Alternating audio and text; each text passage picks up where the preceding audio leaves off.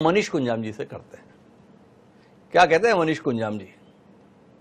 नक्सलियों को घेर लिया गया है, यह सरकारी स्तर पर दावा है और तमाम संगठन इस बात के लिए सरकार पर दबाव बना रहे हैं कि इसको यहीं रोक दिया जाए, नक्सलियों को मारा ना जाए, नक्सलियों के साथ ये व्यवहार ना किया जाए। क्या कहते हैं आप?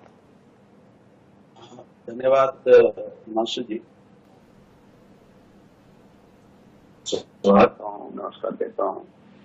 और जहाँ तक आपके सवाल का बहुत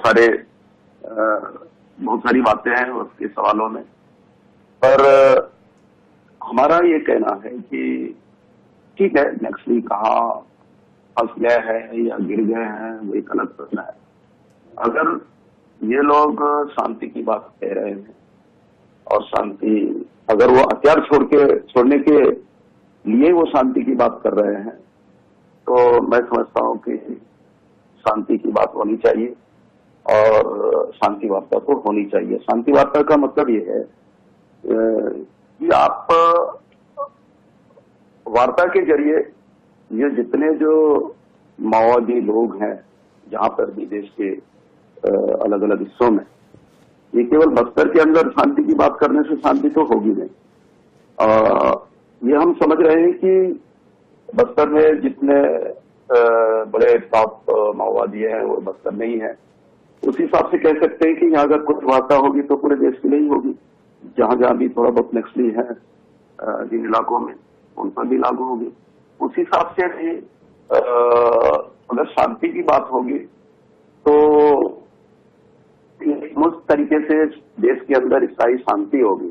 अगर मार के आप खत्म करके आप शांति लाना चाहते हैं तो इससे पूरी तरह शांति स्थापित नहीं हो पाएगी, ये हमारा मानना है। दूसरा ये भी पहलू है बस्तर के संदर्भ में, आपके चैनल के दर्शकों को बताना चाहता हूं कि ये बस्तर में चप्पे पर कैंप्स बने हुए हैं। एक तरह से पूरा बस्तर छावनी बना हुआ है और ये लंबे समय तक इस तरीके से कैंप रहेंगे तो आम जनता को तकलीफ तो ऐसे भी होता है। और इस हिसाब से भी देखने से हमें यह लग रहा है कि अगर माओवादी हथियार छोड़ने के लिए वार्ता चाहते हैं तो बिल्कुल वार्ता होनी चाहिए और स्थायी शांति होगी। तो जब स्थायी शांति होगी तो कैंपों की आवश्यकता नहीं रहेगी, तो उसके कैंपों के औचित्य पर भी सवाल खड़े होगा और फिर कैंप की जरूरत नहीं पड़ेगा। ये तो ठीक है मनीष जी, आप तो बस्तर में जिंदगी जी रहे हैं, उस बस्तर में जो कई दशक से नक्सली आतंक से पीड़ित है। ये शांति वार्ता की बात तो सरकार की तरफ से कई वर्षों से कही जा रही थी। ये अचानक नक्सली शांति वार्ता की पहल क्यों कर रहे हैं? आपको और एक बात बताना चाह रहा हूं। देखिए, मैं सलवा जुर्म के पहले से लेकर अब तक हम लोग हमेशा शांति की बात ही करते रहे।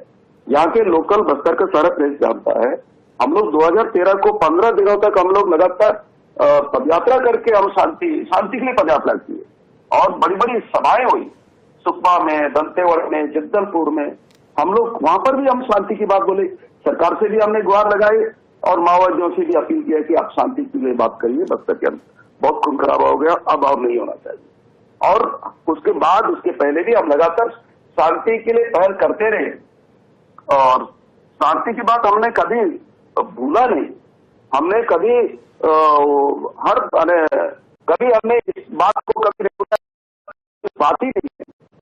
तो जहां तक अगर माओवादी ये कह रहे हैं कि हम शांति चाहते हैं या शांति के लिए वार्ता चाहते हैं, तो फिर बात करने में सरकार को कोई दिक्कत नहीं होनी चाहिए। मनीष कुंजाम जी कह रहे हैं, इतना सरल मामला है क्या?